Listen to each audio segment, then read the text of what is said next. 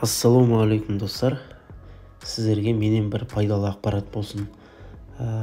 Егер де сіз залогтағы көліктерді іздеп жүрсеңіз, жалпы қалай іздеуге болады десеңіздер, сіздерге бір пайдалы ақпаратпен бөлісіп кетейін.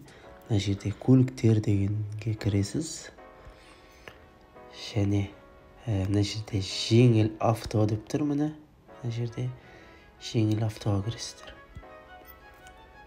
Содан кейін мына жерде іздеу деген тұр. Іздеу деген басамыз. Және мына жерде кеңейтілген түсігіні көрсету деген бар. Соны басамыз. Одан кейін төменге түсеміз.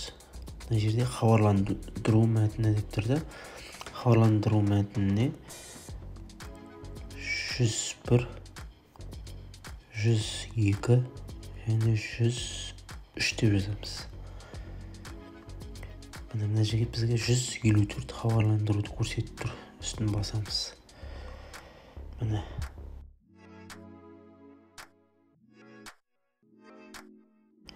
Бұның барлығы залогтағы автокөліктер.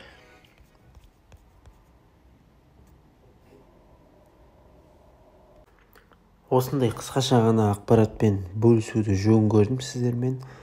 Ақпаратым ұнаса, лайк басып, комментарий жазып кетіңіздер.